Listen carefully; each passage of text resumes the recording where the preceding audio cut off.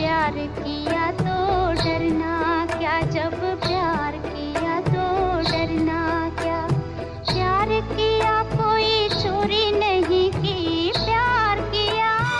जब मामला निजी जीवन की गोपनीयता का होता है तो भारतीय राजनीतिज्ञ दुनिया के सबसे बड़े तानाशाह में बदल जाते हैं। बल्कि उनमें एक तरह का अलिखित करार सा होता है कि चाहे वो लोग एक दूसरे का कितना भी राजनीतिक विरोध क्यों न करें, लेकिन एक दूसरे के प्रेम प्रसंगों, विवाहेतर संबंधों और तथाकथित दूसरी औरतों की चर्चा सार्वजनिक रूप से नहीं करेंगे। एकाध अपवादों को छोड़कर भारतीय राजनीतिज्ञों ने इस करार को निभाया भी है। शायद इसकी वजह यह है कि हर कोई शीशे के घर में रह रहा है, लेकिन वरिष्ठ पत्रकार अजय सिंह इसके पीछे एक दूसरा कारण मानते हैं। विदेश में भी होते हैं शीशे के घर, लेकिन फिर भी पत्थर फेंके जाते हैं। यहाँ फ्यूडल पास्ट है जिसमें कि हम ये मान के चलते हैं कि राजा जो है उसको कुछ चीज़ें अधिकार में हैं। एक इटालियन वर्ड है ओमल्टा, जिसका मतलब होता है कि जो अपराधी वो होते हैं वो उनमें एक सीक्रेट पैक्ट होता है जिसमें हम आपके बारे में नहीं बताएंगे, आप मेरे बारे में नहीं बताएंगे। तो भारतीय राजनीति में जो टॉप लेवल पे है वो ओमल्टा जैसा है कि आप मेरे बारे में मत बताइए, हम भी आपके बारे में नहीं बताएंगे, और ये बहुत ज्यादा है। मीडिया और राजनीतिज्ञों के बीच भी उनकी निजी जिंदगी को लेकर एक तरह का सामाजिक समझौता हुआ दिखता है कि एक हद के बाद उनके ऊपर सार्वजनिक चर्चा या बहस से बचा जाएगा। किसी राजनेता के भ्रष्टाचार, धोखाधड़ी और भाई भतीजावाद के मुद्दों पर भले ही आम लोग या मीडिया बहुत ही नृशंस हो, लेकिन निजी जीवन के तथाकथित स्कैंडल्स को ये नजरअंदाज ही करते हैं। महात्मा गांधी के ब्रह्मचर्य के बारे में प्रयोग इसका सबसे बड़ा उदाहरण है। टाइम्स ऑफ इंडिया के पूर्व संपादक इंदर मल्होत्रा ने एक बार बीबीसी को बताया था, गांधी जी जो कोई चीज छुपाते नहीं थे, अब वो अपना ब्रह्मचर्य का तजर्बा कर रहे थे कि लड़कियां उनके दोनों तरफ सोएं। तो एक उनके फॉलोअर ने पूरी किताब लिखी कि ये बिल्कुल गलत चीज है, ये इनको नहीं करनी चाहिए, और चूंकि कर रहे हैं तो इसलिए मैं अपनी जो टीका टिप्पणियां वो कर रहा हूँ। ये चलता रहा है हिंदुस्तान में। जवाहरलाल नेहरू के एडवीना माउंटबेटन से संबंधों पर भी खासी चर्चा हुई है और इस संबंध में कई किताबें भी लिखी गई हैं।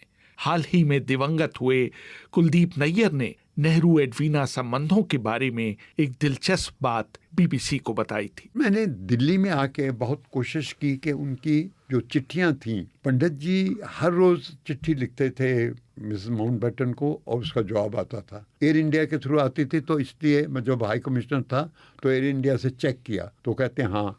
एक दफ़ा जब वो कहते हैं हमारे से कुछ देर हो गई तो पंडित जी बहुत नाराज़ हो गए थे कि भाई क्यों इतना आपने देर कर दी है, तो चिट्ठी वहाँ से पहले चली है। तो मैंने कोशिश की कि ये चिट्ठियों का किसी तरह मुझे पता चले और मैं किताब छापूं। फिर आके मैंने पूछा तो कहने लगे जी उसके कस्टोडियन तो मिसेस गांधी हैं, मिसेस इंदिरा गांधी। तो मैंने कोशिश की तो उसका उन्होंने मिस गांधी ने कहा नहीं, वो नहीं। इंदिरा गांधी के वैवाहिक जीवन पर भी सार्वजनिक रूप से बहुत कम कहा गया है, सिवाय इसके कि उनके अपने पति फिरोज गांधी के साथ वैवाहिक संबंध बहुत अच्छे नहीं थे। फिरोज मेरे बहुत अजीज दोस्त थे और वो कभी जिक्र भी कर देते थे। कुछ उनके यहाँ जो लेडीज आती थी वो हमको भी जानती थी, हमसे भी बात करती थी, लेकिन सबसे ज्यादा हम्मी नाम की एक बहुत खूबसूरत औरत उस जमाने में, अब वो लखनऊ में थी, उनके वालिद जो थे वो मिनिस्टर थे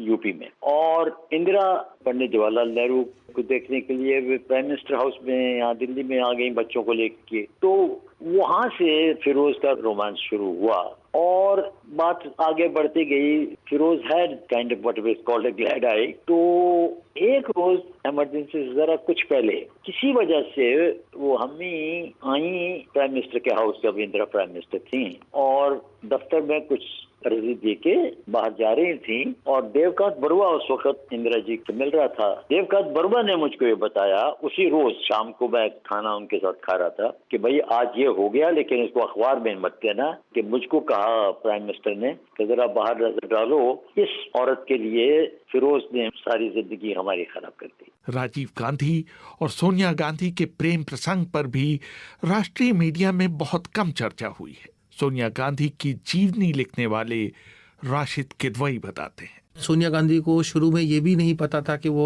जवाहरलाल नेहरू के निवासी हैं राजीव गांधी, और राजीव गांधी को डांस करने का काफ़ी शौक था और ये एक रेस्टोरेंट में मिले।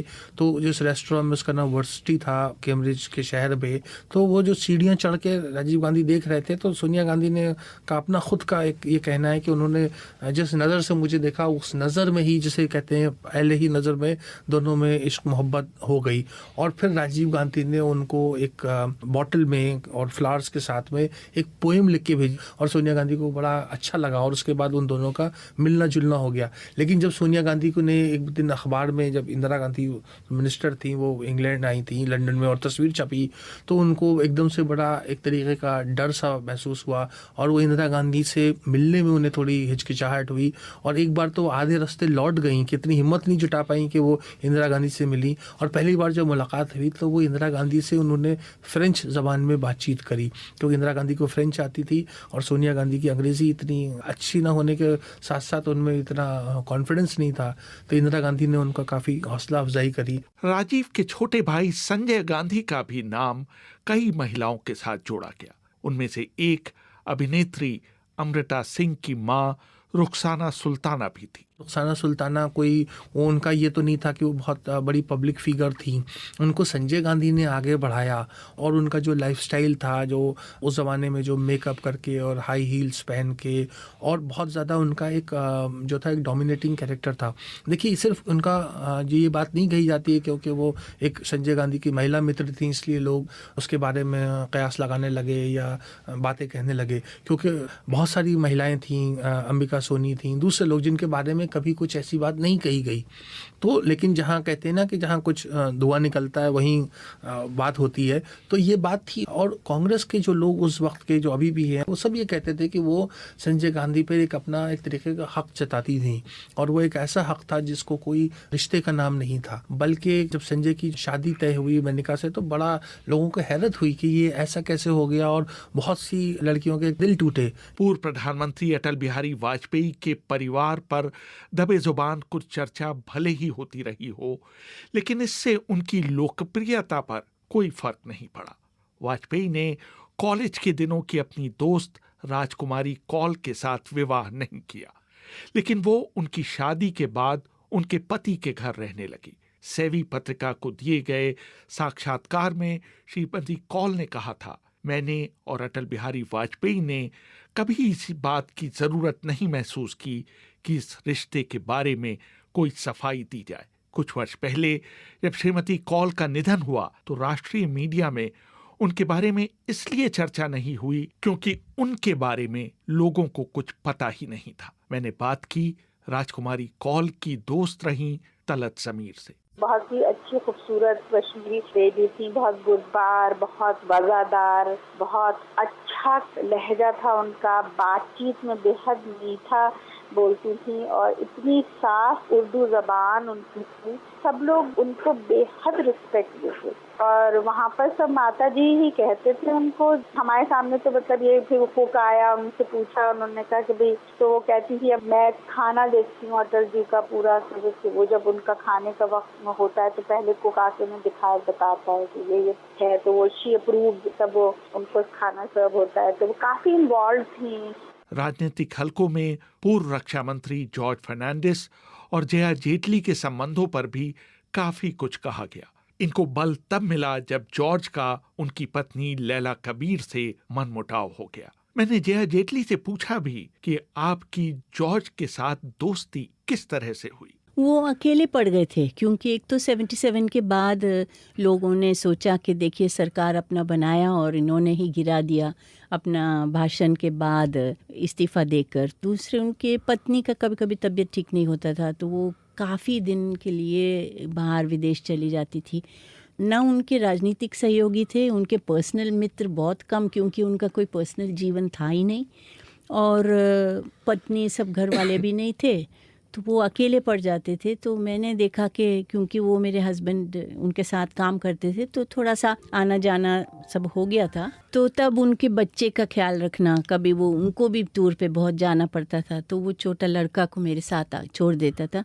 तो मेरे बच्चे के साथ वो रहते थे, तो एक परिवार जैसे हो गए। ऐसे जब उनको कोई परेशानी होती थी तो कोई उनके जीवन में पर्सनल नहीं था जो उनके इस तरह का काम संभाले कि उनके घर में नौकर नहीं है, खाना नहीं बना तो कौन खाना खिलाएगा, बच्चे को कौन संभालेगा। तो ऐसी स्थिति में किसी न किसी को तो कुछ सहयोग चाहिए दूसरे इंसान का। मुलायम सिंह यादव की दूसरी शादी के बारे में भी लोगों को तब पता चला जब आय से अधिक मामले में मुलायम सिंह ने सुप्रीम कोर्ट में एक हलफनामा दिया। अजय सिंह कहते हैं, लखनऊ में हम लोग थे और लखनऊ में हम लोग सब लोग जानते थे कि कुछ ऐसा है। उनकी एक वाइफ तो नहीं है लेकिन वाइफ जैसी ही हैं जो कि उनके साथ हैं, जिनके यहाँ वो जाते थे। हम सब लोग जानते थे, लेकिन इसको लिखना भी नहीं होता था, कोई बात नहीं होती थी। वो तो हुआ यूं कि सुप्रीम कोर्ट में एक हलफनामा इनको देना था और डीए इनका जो एसेट वाला है उसमें, तो उसमें जो फर्स्ट वाइफ थी वो नहीं थी, तो वो हलफनामा दिया इन्होंने। तब ये भेद आया कि साहब इनकी वाइफ एक और भी है और वाइफ से इशू भी है। इस जमाने में 1 दर्जन ऐसे नाम गिनवाए जा सकते हैं जिनकी काफी रंगीन जिंदगी रही है। वो चाहे चंद्रशेखर हों, विद्याचरण शुक्ल हों, वसंत साठे हों या फिर नारायण दत्त तिवारी हों। राशिद किदवई कहते हैं, नारायण दत्त तिवारी जब बाद में राजभवन में पकड़े गए और तो बहुत सारी बातें उनकी सामने आ गई और लोग उसको डिस्कस करने लगे। दरअसल वहाँ पर भी एक यही बात था कि नहीं वो तो निजी जीवन है, लेकिन निजी जीवन में बहुत सी ऐसी बातें थीं जिनको लोग बड़े चटखारे लेकर के बातें करते थे। और आज भी ऐसे बहुत से लोग हैं, जैसे लोहिया जी के बारे में बात करते हैं। इंद्रजीत गुप्ता वगैरह ने दूसरे किस्म का इश्क, मतलब सूफियाना इश्क था कि वो जिनसे मोहब्बत करते थे। जब 62 साल की हुई उम्र के दूसरे दौर में तब उन्होंने शादी करी। आर के धवन ने भी शादी करी है करीब जब 74 साल की उम्र में उन्होंने उसका पब्लिक डिक्लेरेशन करा के उन्होंने शादी, और वो भी किसी को जानते थे बहुत साल पहले। तो ये तमाम जो हमारे समाज में असल में होता है कि शादी ब्याह या इश्क प्रेम प्रसंग वो बहुत कॉमन चीज़ें हो गई हैं, या एक्स्ट्रा मैरिटल रिलेशनशिप वगैरह, तो राजनीति उसको भी एक तरीके का रिफ्लेक्ट करता है। तो ये एक सियासत का एक रंगीन पहलू है जिसे हम अंडर प्ले करते हैं। अपनी मोहब्बत के अफसाने कब तक राज बनाओगे, रुसवाई से डरने वालों, रुसवाई से डरने वालों, बात तुम्ही फैलाओगे अपने। रेहान फजल, BBC, दिल्ली।